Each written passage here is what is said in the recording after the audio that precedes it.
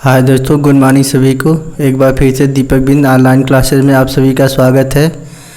तो यह मेरा तीसरा पार्ट है साइंस का, जो इससे पहले मैंने 2 पार्ट करा दिया हूँ, यानी 25 क्वेश्चन करा दिया हूँ। जो भी विद्यार्थी नहीं देखे हैं वे दीपक बिंद ऑनलाइन क्लासेस में जाकर वहाँ से देख सकते हैं।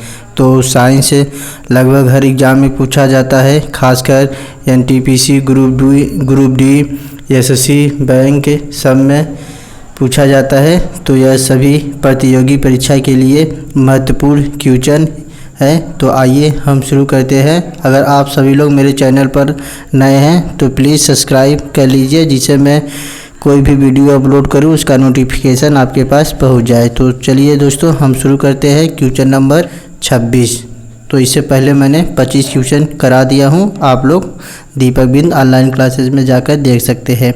तो चलिए शुरू करते हैं। पहला क्वेश्चन, प्रकाश संश्लेषण होता है तो बताना है रात्रि में, दिन में और रात्रि में, या दिन में और रात्रि में, या दिन में अथवा रात्रि में, या केवल दिन में। तो प्रकाश संश्लेषण कब होता है? केवल दिन में होता है। जब प्रकाश होगा ही तभी न प्रकाश संश्लेषण होगा। तो प्रकाश कब होता है? दिन में, यानी प्रकाश संश्लेषण केवल दिन में होता है। तो इसका ऑप्शन नंबर डी राइट हो जाएगा।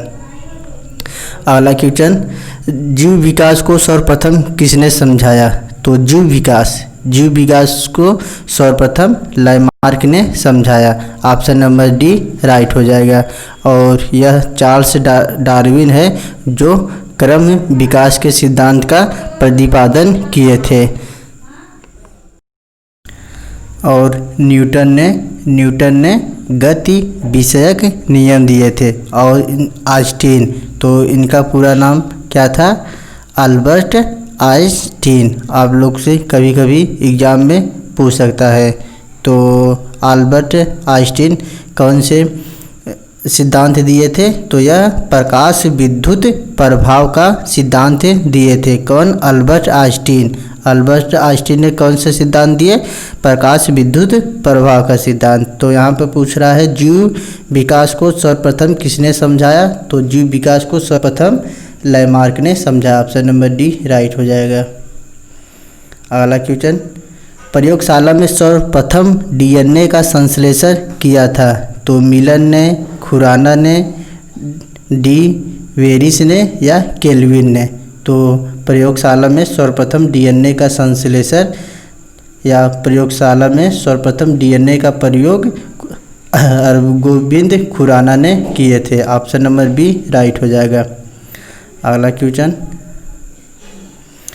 पौधे व पेड़ का खाना तैयार करने की प्रक्रिया कहलाती है। ऑप्शन नंबर कार्बोहाइड्रोलिसिस, मेटाबॉलिक सिंथेसिस, या फोटोसेंसिटाइजेशन, या फोटोसिंथेसिस। तो आपको बताना है कि पौधे व पेड़ का खाना तैयार करने की प्रक्रिया कहलाती है फोटोसिंथेसिस कहलाती है। ऑप्शन नंबर डी राइट हो जाएगा। पौधे व पेड़ का खाना तैयार करने की प्रक्रिया क्या कहलाती है? Photosynthesis. Option number D right हो जाएगा। तो अगला क्वेश्चन पे आते हैं। इनमें से कौन सा प्राकृतिक रेशा है? नायलॉन, ऊन, रेयान, या ब्राइलान? तो प्राकृतिक रेशा आपका नायलॉन हो जाएगा। ऑप्शन नंबर ए राइट हो जाएगा। अगला क्वेश्चन, निम्नलिखित में किसकी कमी से रक्तहीनता होती है? आपको बताना है किसकी कमी से रक्त की कमी होती है। तो कैल्शियम की कमी से, मैग्नीशियम की कमी से, प्रोटीन की कमी से, या आयरन की कमी से? तो आपको आयरन की कमी से आपको रक्तहीनता यानी ब्लड की कमी हो जाती है। ऑप्शन नंबर डी राइट हो जाएगा। अगला क्वेश्चन, 32 मानव शरीर की सबसे बड़ी और मजबूत हड्डी है? टिबिया, पेल्विस, फीमर, ल्यूमरस है। तो मानव शरीर की सबसे बड़ी और मजबूत हड्डी आपकी फीमर की हड्डी होती है। ऑप्शन नंबर सी राइट हो जाएगी। और मानव शरीर की सबसे कमज़ोर हड्डी कौन होती है? वह पैरों की अंगुलियों की हड्डी बहुत कमज़ोर होती है। तो कभी कभी पूछ लेता है। तो अगला क्वेश्चन, मनुष्य के सामान्य शरीर ताप का क्या होता है? तो आपको बताना है, इसमें फ़ारेनहाइट है। तो पहले देखिए दोस्तों, आपको मनुष्य के शरीर का समान ताप देखिए, पहले आपको पूछता है सेल्सियस में और फ़ारेनहाइट में और केल्विन में। तो इसमें कभी कभी पूछता है, तो कभी आपसे सेल्सियस में पूछ सकता है, कभी फ़ारेनहाइट में, कभी केल्विन में। तो यहाँ पर देखिए आपको फ़ारेनहाइट में पूछा है। तो फ़ारेनहाइट में मनुष्य का समान ताप होता है 98.6 डिग्री फ़ारेनहाइट। और केल्विन में जब पूछ लेगा तो यह आपका 310 हो जाएगा। और जब सेल्सियस में पूछता है तो यह आपका 36.9 सेल्सियस में होता है, या 37 भी लगभग हो जाता है, या एग्जैक्ट 36.9 सेल्सियस। और फ़ारेनहाइट में 98.6 डिग्री सेल्सियस और केल्विन में 310। तो यहाँ पर पूछ रहा है मनुष्य के समान शरीर का ताप क्या होता है? तो यहाँ पर आपका हो जाएगा 98.4 फ़ारेनहाइट, क्योंकि यह 98.6 होता है। तो यहाँ पर 98.4 फ़ारेनहाइट है। तो ऑप्शन नंबर बी राइट हो जाएगा। अगला क्वेश्चन, पौधे का मुख्य प्रकाश संश्लेषी। तो दोस्तों यहाँ पर रुकिए, मिटा दे रहे हैं।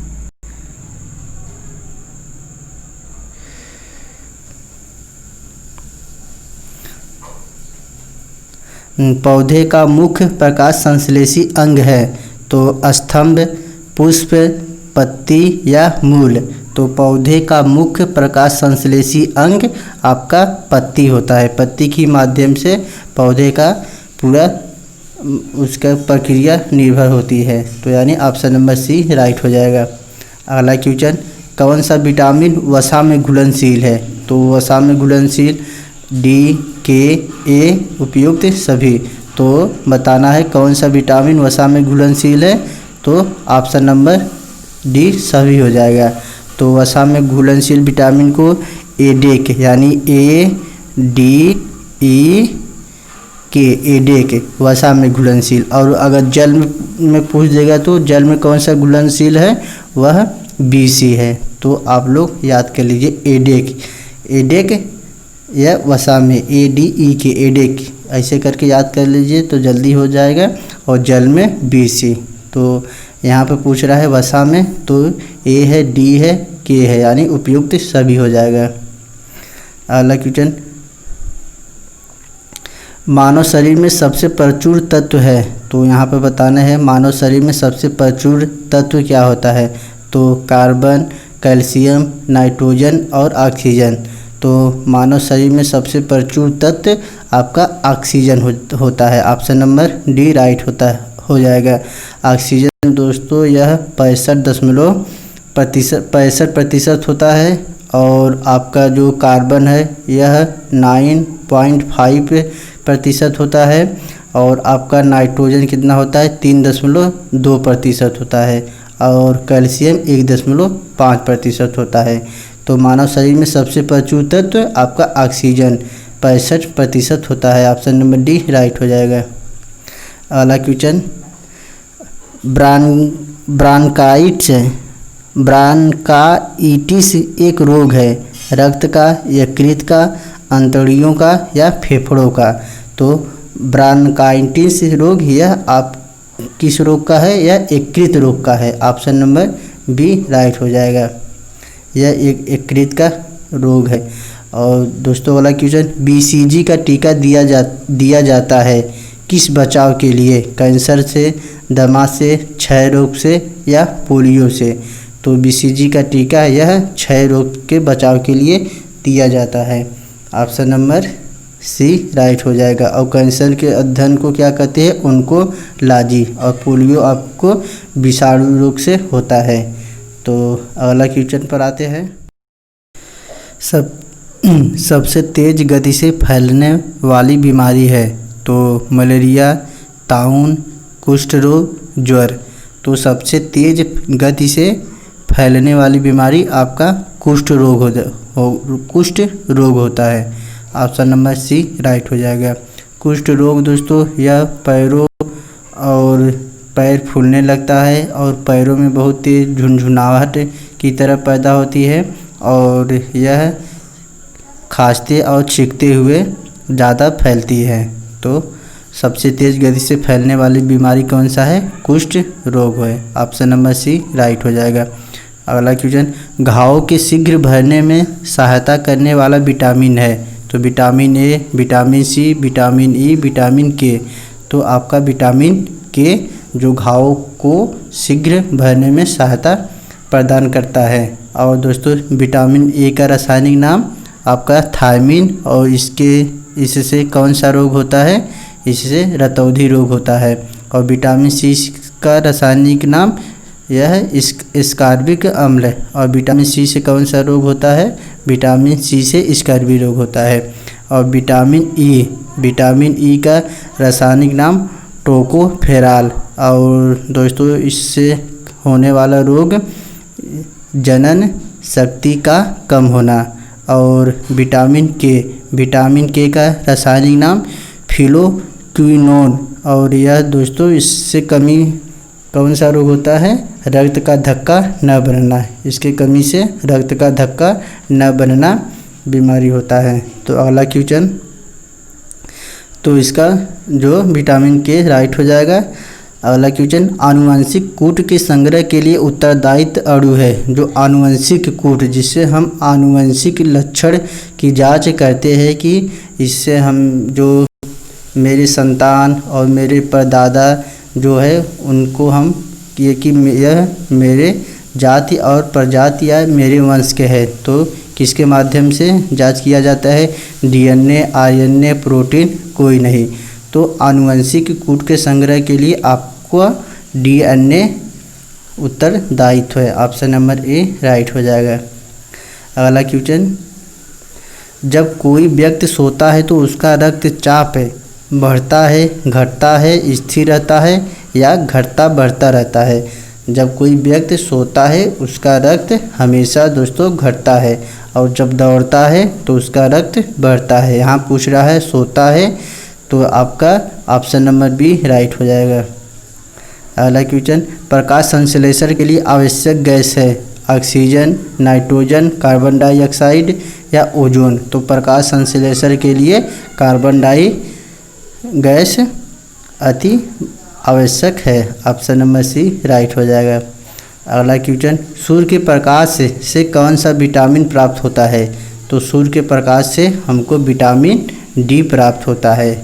या कह सकते हैं धूप में कौन सा विटामिन प्राप्त होता है? ऑप्शन डी, विटामिन डी प्राप्त होता है। विटामिन डी जो सूर्य के प्रकाश से प्राप्त होता है। ऑप्शन नंबर डी राइट हो जाएगा।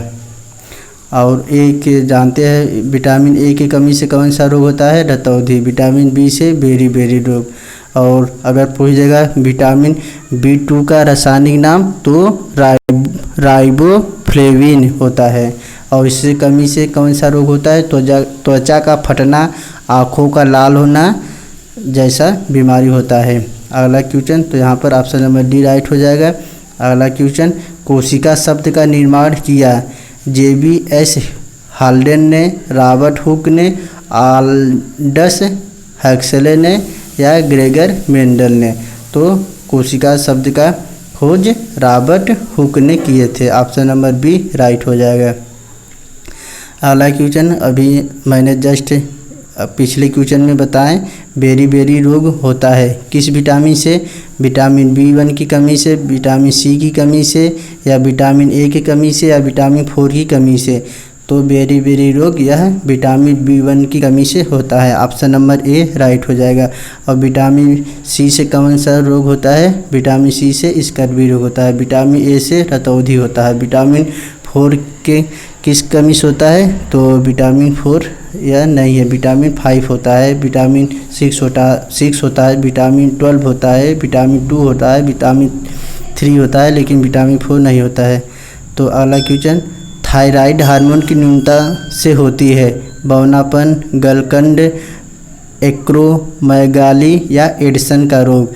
तो थायराइड हार्मोन की न्यूनता से क्या होता है, या जो जिसके अंदर थायराइड हार्मोन बहुत कम हो जाती है उससे कौन सा रोग होता है, उससे गलकंड, जो आपके गले की बीमारी एक है तो वही होता है गलकंड बीमारी। ऑप्शन नंबर बी राइट हो जाएगा। अगला क्वेश्चन, घरेलू मक्खी के कारण होता है मधुमेह रोग, हैजा रोग, कैंसर रोग, मलेरिया रोग। तो घरेलू मक्खी के कारण होता है, यानी घरेलू मक्खी से कौन सा रोग होता है, तो यह हैजा रोग होता है। ऑप्शन नंबर बी राइट हो जाएगा। मधुमेह रोग जानते हैं, यह शुगर से होता है। कैंसर के अध्ययन को क्या कहते हैं, ओंकोलॉजी कहते हैं। और मलेरिया यह आपके जो जीवाणु से होता है, वायरस। अगला क्वेश्चन, संतुलित आहार निर्भर करता है व्यक्ति की विशेष की, यानी संतुलित आहार निर्भर करता है किस विशेष व्यक्ति पर, आयु पर, स्वास्थ्य पर, व्यवसाय पर, सभी पर। तो संतुलित आहार यह आयु पर निर्भर करता है। ऑप्शन नंबर ए राइट हो जाएगा। अगला क्वेश्चन, निम्नलिखित में से कौन सा रोग आनुवंशिक है, मलेरिया, हीमोफीलिया, हैजा, एमीबियोसिस। तो हीमोफीलिया यह मनुष्य का आनुवंशिक लक्षण है या आनुवंशिक रोग है। तो आनुवंशिक रोग कौन है, haemophilia. Option number B right हो जाएगा। अगला क्वेश्चन, जीवमंडल बनता है जलमंडल से, भूमिमंडल से, वायुमंडल से, उपरोक्त सभी से। तो जीवमंडल का निर्माण जलमंडल से भी होता है, भूमिमंडल से भी होता है, वायुमंडल से होता है, यानी इसका ऑप्शन नंबर डी राइट हो जाएगा। तो दोस्तों जो इम्पॉर्टेंट क्वेश्चन है मैंने करा दिया हूँ। अगर आप सभी को अच्छा लगे तो प्लीज़ लाइक, सब्सक्राइब और शेयर अवश्य कीजिए और बेल आइकन का प्रेस करना न भूलिए, जिससे मैं कोई भी वीडियो अपलोड करूँ उसका नोटिफिकेशन आपके पास पहुँच जाए। तो दोस्तों वीडियो देखने के लिए धन्यवाद।